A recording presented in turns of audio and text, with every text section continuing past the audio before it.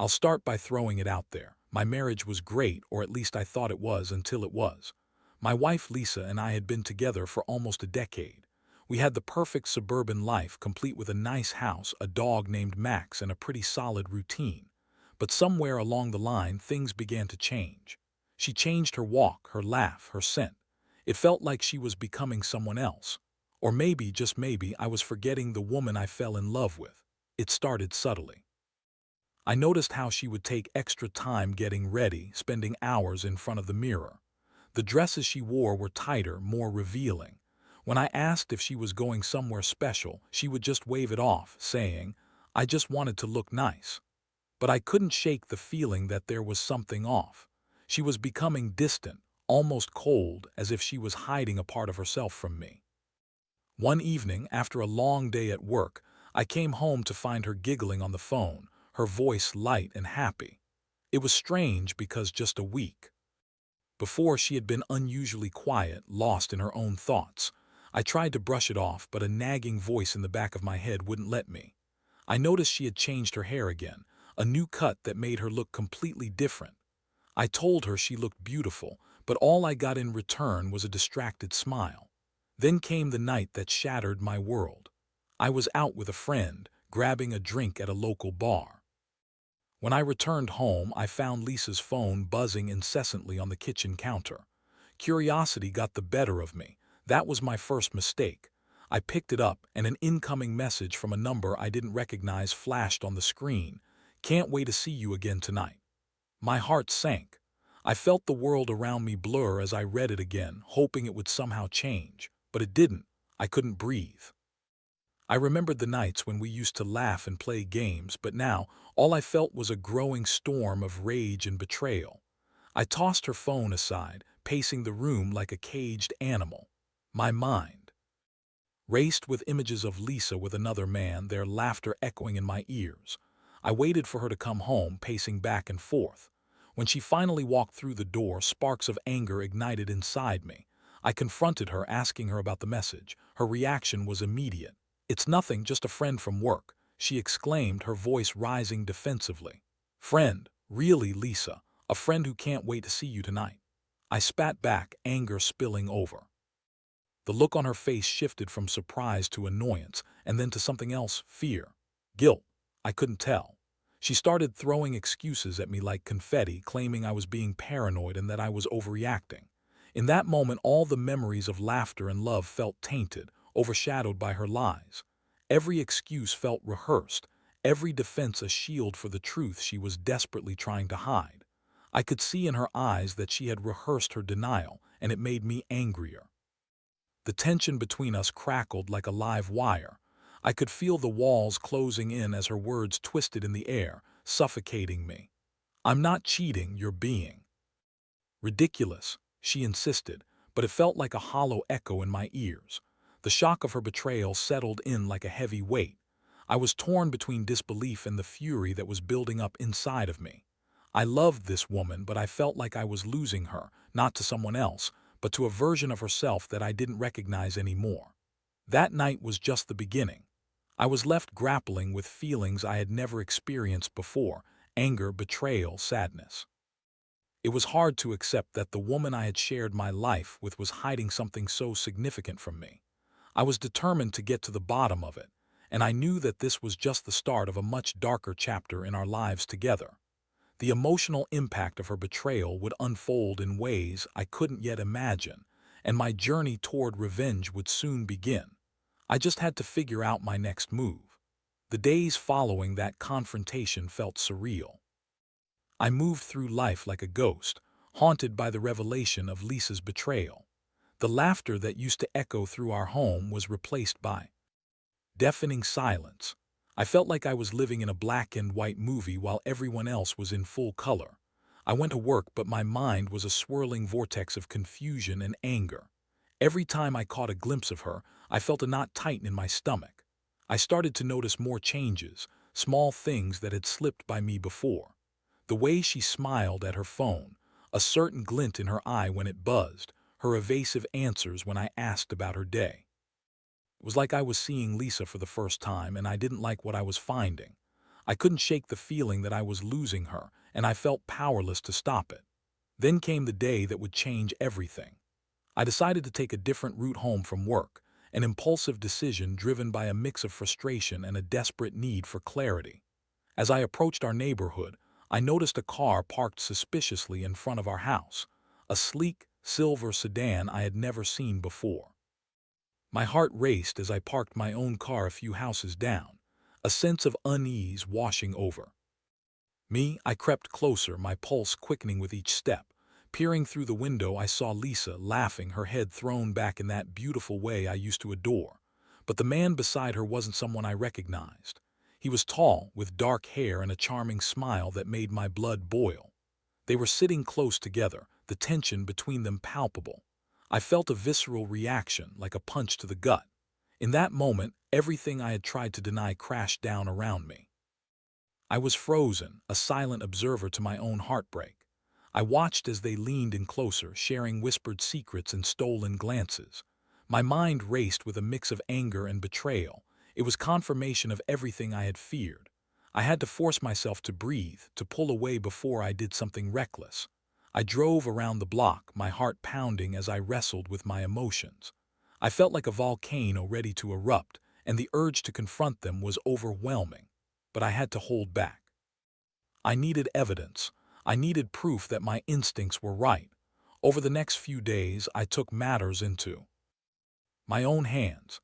I started tracking her movements, pretending to be the supportive husband while quietly gathering intel on her activities. I began to notice more subtle signs, her frequent late nights, whispered phone calls, and the way she suddenly became more secretive with her social media. She had become a master of deceit, and I was an unwilling participant in her web of lies. I enlisted the help of a friend, Mike, who had experience with surveillance. He was skeptical at first but agreed to help me gather proof. We set up a plan to tail her one weekend, a decision fueled by a mixture of revenge and desperation.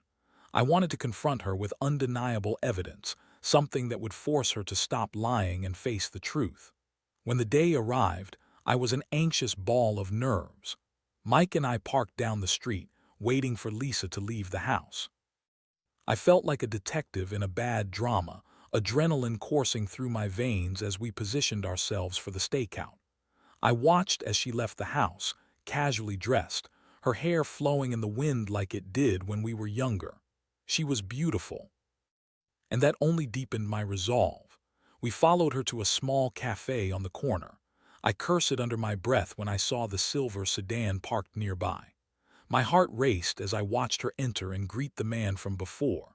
The sickening feeling in my stomach intensified as I realized I was witnessing the unthinkable. My wife, the woman I thought I knew, was engaging in an affair right in front of me. They sat outside on the patio, their bodies leaning in close, sharing intimate whispers and laughter that felt like knives stabbing me in the heart. I could see the way she looked at him, the spark in her eyes igniting a rage I had never felt before. I ached to storm over there, to reveal myself and watch the color drain from her face, but I knew better. I had to gather more evidence. I needed something concrete to confront her with. We stayed hidden, watching as she and her lover shared a meal, the connection between them radiating in a way that made my blood boil. I felt like I was losing a part of myself with every passing moment. The betrayal was all-consuming, and I was drowning in it. As they finished their meal, Lisa leaned in closer, brushing her fingers against his arm and laughing at something he said. It was a moment of pure intimacy, and I felt rage boiling over, threatening to spill into something destructive. I turned to Mike, whispering my frustrations, but he placed a calming hand on my shoulder. "Let's just get the pictures and go," he said, steadying me. After a while, they finally stood up to leave. I took out my phone, snapping shots of them together, each click of the camera echoing the growing sense of betrayal. I couldn't believe this was my life. The anger I had felt before now morphed into something sharper, more focused. I was done being the victim. Soon, Lisa would face the consequences of her actions, and I would make sure she understood the pain she had caused. Now, it was time to plan how I would confront her. With undeniable proof in hand, I would finally take control of the narrative. I felt the weight of determination settle inside me, the need for revenge driving me forward. I was ready to unleash the storm that had been brewing for far too long. With my phone filled with damning evidence, I returned home that evening feeling a mix of exhilaration and dread. It was time to confront Lisa, to pull back the curtain on the facade she had built around our lives. The images were clear. There was no denying it now. I knew I had to do it right, to force her to face the truth in all its ugly glory. I waited for her to come home, pacing back and forth in our living room, each second feeling like an eternity. My mind was racing, filled with a cacophony of thoughts. How would she react? Would she break down, or would she double down on her lies? I felt the anger bubbling beneath the surface, ready to explode. When the door swung open, I turned to see her walk in, a smile painted on her face as she greeted me. "Hey babe, how was your day?" she asked, her voice light and cheerful as if nothing was wrong. I felt a surge of rage wash over me. "We need to talk," I said, my voice steady but firm. Her smile faltered for a split second before she regained her composure. "What's wrong?" I gestured for her to sit, and I turned my phone toward her, displaying the pictures I had taken. "What's this?" I asked, my heart racing as I braced myself for her reaction. Her face went pale as she looked at the images, disbelief washing over her features. "This isn't what it looks like," she stammered, her voice shaky. I felt a sick satisfaction knowing that she was caught, but there was a part of me that still wanted to hear her excuses, as if I was hoping for some semblance of an explanation that could make sense of it all. "Really? Because it looks like you're having a lovely lunch with someone who isn't your husband," I shot back, my anger bubbling to the surface. "I was just what? Having a friendly meal? Because that's not how it looks to me, Lisa." I interrupted, my voice rising. "I thought we had something real. I thought you loved me." She looked at me with wide eyes, the facade of confidence slipping away as she struggled to come up with a response. "I do love you. It's complicated." "Complicated?" I laughed bitterly. "Is that what you call it? You're cheating on me and it's complicated." She swallowed hard, her bravado faltering. "I didn't mean for it to happen, it just did. I was lonely, okay? Lonely." That word struck me like a hammer. "Lonely? You have no idea what lonely is. I'm right here, Lisa. I've always been here for you." Tears welled in her eyes, and I could see the facade crumbling. "I never meant to hurt you," she said softly, her voice breaking. "Then why did you do it? If you truly cared about me, you wouldn't have betrayed me like this," I challenged, wanting her to understand the depth of the damage she had caused. "I felt neglected," she admitted, her voice trembling. "You were always working late and we stopped connecting. I wanted to feel something again, something alive." "So you decided to find it in someone else's arms?" I asked, incredulous. "You could have talked to me, we could have worked through it together." "I know, and I'm sorry, I messed up," she pleaded, reaching out toward me, but I stepped back, not wanting to touch her. I felt like I was standing on a precipice, staring down into the abyss of what our marriage had become. "I can't do this," I said, shaking my head. "You've made your choice, Lisa. You chose him over me." "I'll end it, I promise," she cried, desperation lacing her words. "Just give me another chance. I'll do better, I swear." But I was done listening to her empty promises. I had seen her with him. I had watched as she laughed and smiled with someone who wasn't me. I felt betrayed not just by her actions, but by the thought that I had been so blind to the truth for so long. "I don't know if I can ever trust you again," I said, my voice heavy with resignation. "You've shattered everything we built. I need time to think." She fell silent, the weight of her betrayal hanging in the air.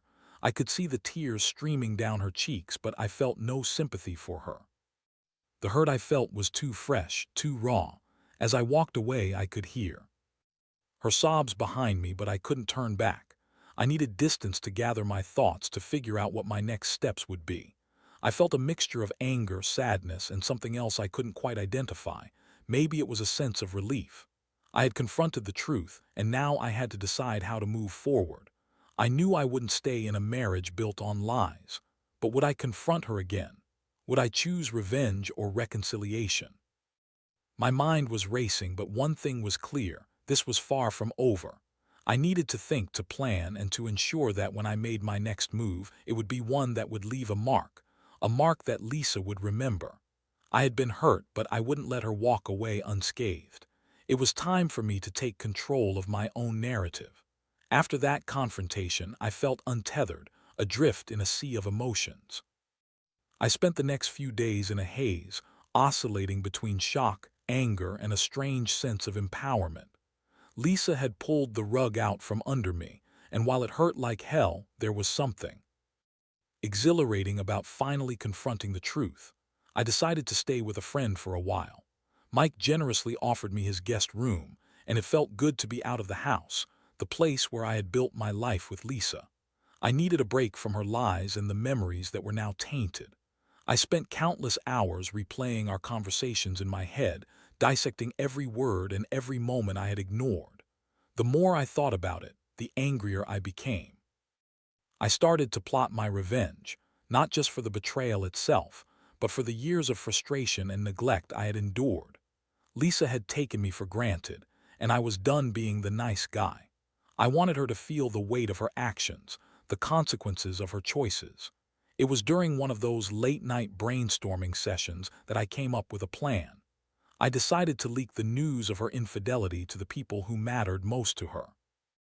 I had a close circle of friends who had always respected and admired our relationship, and I wanted them to see Lisa for the person she had become, someone who could betray a partner so easily. I began reaching out to our friends, casually dropping hints about my marriage troubles. You know, Lisa and I have been going through a rough patch, I would say, letting them know that something was off. It felt good to finally share my truth, to let others in on the reality I had been living. As the days passed, I slowly built up a network of support.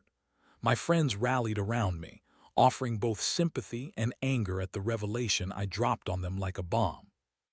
They were shocked, and I could sense the disbelief in their voices. "Are you sure?" they asked, unable to reconcile the image of Lisa they had in mind with the reality I was presenting. I felt a surge of satisfaction every time I saw the shock on their faces.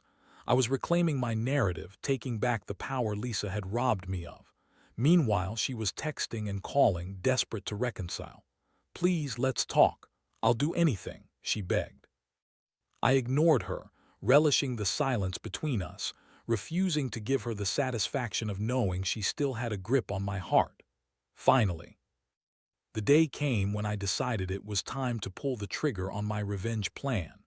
I organized a small gathering at Mike's place, inviting our closest friends, including Lisa. I wanted her to see the fallout, to understand the chaos her actions had caused, and more importantly, to confront her in front of those who had once viewed us as the perfect couple. The day of the gathering, I felt a mixture of nervousness and anticipation. I had never been one to seek out confrontation, but the thought of seeing her squirm in front of our friends filled me with a sense of justice. As the evening approached, I worked on reinforcing the narrative I wanted to present. I would stay calm, collected, and unwavering.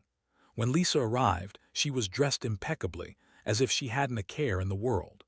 She walked in with a smile, greeting everyone with the same charm that had won me over all those years ago. But I could see the tension in her eyes the moment she caught my gaze. As the night progressed, the conversation flowed naturally, laughter filling the air while I maintained my cool demeanor. But I could tell Lisa was on edge. She kept glancing at me, almost as if she could sense the storm brewing beneath my calm exterior. Finally, I decided to make my move. I stood up, cleared my throat, and brought the attention of the room to me. "Hey everyone, can I get your attention for a moment?" The chatter faded as people turned to me, curiosity peaked. I could feel Lisa's eyes burning into me, a mixture of fear and confusion. "I wanted to share something important," I began, feeling a sense of power wash over me. "It's about my marriage to Lisa." I paused for dramatic effect, letting the weight of my words settle in. "You all know how much I love her, right?" I continued, watching her squirm slightly in her seat. "Well, it turns out that love wasn't enough. Lisa has been seeing someone else behind my back." Gasps filled the room, and I could see the shock on my friends' faces. Lisa's expression shifted from disbelief to anger, and then to desperation as she tried to interject. "Wait, that's not true," she shouted, but I ignored her, pressing on. "I have proof. Photos, texts, everything." I could see my friends' faces change as they processed the betrayal. They turned to Lisa, demanding answers. "Is this true?" One of our close friends, Sarah, asked, her voice shaking. Lisa opened her mouth to defend herself, but the words wouldn't come. She was cornered, exposed in a way she never anticipated. "I can explain. It was a mistake. I was confused." She finally managed to utter, but it felt weak and hollow. "Confused?" I repeated, incredulous. "You had an affair. You chose to betray me, to lie to everyone in this room. You didn't just make a mistake, you made a conscious choice." The atmosphere was electric, charged with tension as my friends rallied around me for support. I could see the devastation in Lisa's eyes, and while part of me felt sympathy for her, another part relished the moment. She was getting a taste of her own medicine, being forced to confront the consequences of her actions head-on, in front of the people she had deceived. As the night unfolded, I felt empowered, finally reclaiming my narrative. I had turned the tables, and in that moment I found a sense of catharsis I didn't know I needed. I was no longer the victim. I was the one in control, and it felt damn good. But as the evening wore on, I also realized that this was just the beginning. I had delivered my revenge, but I still had to confront the aftermath of what this would mean for my relationship with Lisa.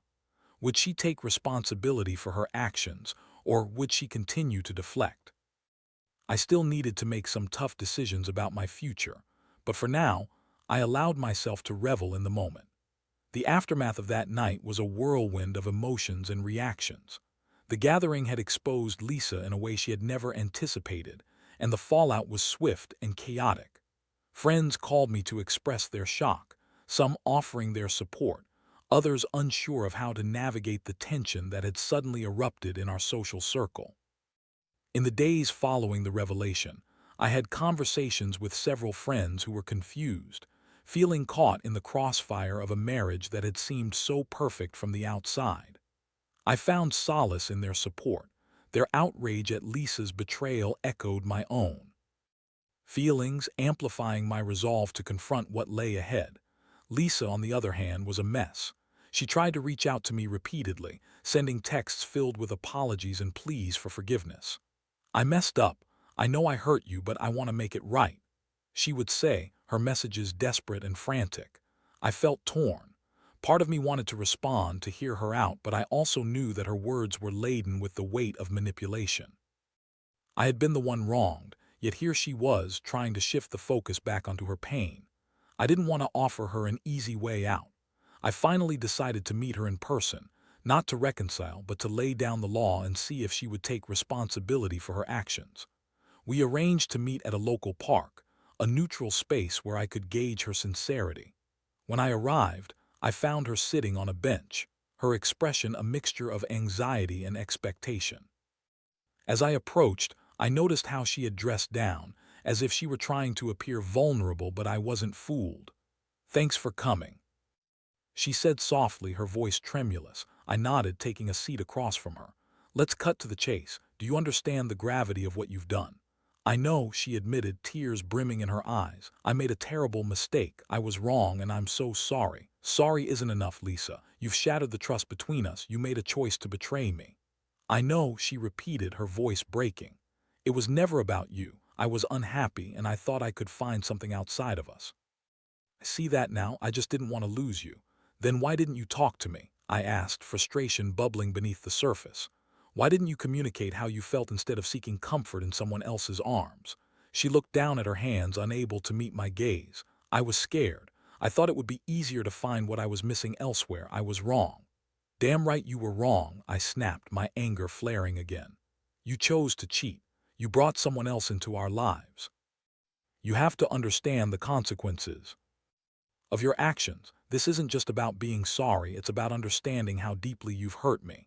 "I do understand," she insisted, finally looking up at me, her expression desperate. "I'll do anything to fix this. Please give me a chance to prove it." I leaned back, crossing my arms, tempted to let her plead her case. But I had spent too long being the one to forgive, the one to sweep things under the rug. "Lisa, I don't know if I can ever trust you again. You've made your choice and it hurt me deeply. I can't just forget that. I will make it right. I'll cut him out of my life completely. I promise. Just please don't walk away from us." Her eyes were pleading, and for a moment I felt a flicker of the love I once had for her. But that flicker was quickly extinguished by the reality of what had happened. Even if you cut him out, how do I know you won't just find someone else? You've shown me that you're capable of betrayal. How can I move forward in a marriage where I can't trust my partner? Because I love you, I want to fight for our marriage, she said, her voice shaking. But would love be enough? I had loved her, but love felt hollow now in the face of her betrayal. I had seen the way she had laughed with another man, how easily she had turned her back on our vows. And while I wanted to believe that she was sincere, there was a doubt in the pit of my stomach that wouldn't go away. I need time, I said finally, making the decision that felt right. I can't just jump back into this. I need to figure out if I can even forgive you or if it's time to walk away for good. Her expression shifted from desperation to a mix of understanding and despair. I'll wait for you. I'll do whatever it takes to show you that I can change. I stood up, feeling the cool breeze wrap around me, a reminder of the fresh air outside of our troubled marriage. I hope you mean that, but I can't keep waiting forever. I need to focus on myself right now. As I walked away, I could feel her eyes on me, filled with regret and sorrow. It was a heavy moment, one filled with uncertainty about what the future would hold. I had put my heart on the line, and now it was time for me to focus on healing. But as I drove home, I couldn't shake the feeling that I was standing at a crossroads. Would I choose the path of forgiveness, or would I finally cut ties with a marriage that had become toxic? I had already begun to rebuild my life, reclaiming my narrative, and I was determined to figure out what I truly wanted moving forward, regardless of how difficult that decision might be. The next few weeks would be crucial as I wrestled with the feelings of betrayal and the possibility of forgiveness. While I wasn't entirely ready to let Lisa back in, I knew I had to make a choice soon, one that would shape the rest of my life. The following weeks were a whirlwind of introspection and emotional upheaval. I had distanced myself from Lisa, giving myself the space I needed to process the betrayal. Every day felt like a balancing act. Some days I felt strong, empowered by the decisions I was making, while other days I was overwhelmed by memories of our life together, which now felt surreal and tainted. I spent more time with my friends, leaning on them for support and advice.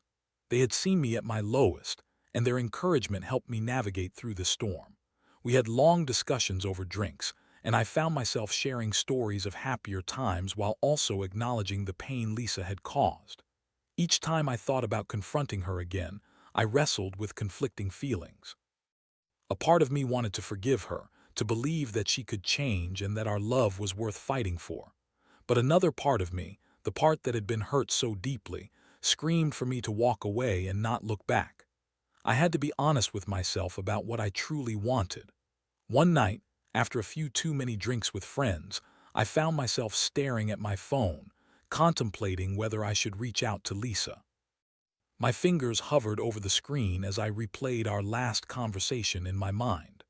I could almost hear her voice, filled with desperation and regret, and it made my heart ache. Finally, I put my phone down. I promised myself that I wouldn't reach out until I was completely sure of my decision. That night I fell into a restless sleep filled with dreams of memories, our wedding day, the vacations we took, the laughter we shared. It was as if my subconscious was trying to reconcile the past with the present, and I woke up feeling drained but determined. Days turned into weeks, and Lisa's texts became less frequent. I knew she was waiting for me to make a decision, and strangely, that gave me a sense of power. I felt as if I was finally in control of my own life, free from the shackles of her betrayal. But the silence was heavy, the weight of unmade decisions hanging in the air. Then one evening I received a text from her that read simply, "Can we talk?" It felt like a knife to my gut. The request was loaded with implications. I had prepared myself for this moment, but the reality of it sent a flood of emotions crashing over me. I agreed to meet her at a local cafe. When I arrived, I found her sitting at a corner table, nervously fidgeting with her fingers. She looked different, more vulnerable, stripped of the bravado she had initially shown. "Thank you for coming," she said, glancing up at me with red-rimmed eyes. "I've missed you." I nodded, feeling the weight of that statement. "I've missed the person I thought you were," I replied, my voice steady. but I need to know if you really understand what you did. I do, she said earnestly. I've been reflecting on everything. I know I hurt you deeply and I've been working on myself. I've cut ties with him completely. It was a mistake that I regret every day. Her words hung in the air and I felt a mix of hope and skepticism. You say that, but how do I know this isn't just another plea for forgiveness? It's so easy to say the right thing. I know it is, she admitted, her voice trembling. But I've started going to therapy. I'm trying to understand why I sought validation outside of our marriage. I want to be better for myself and for you.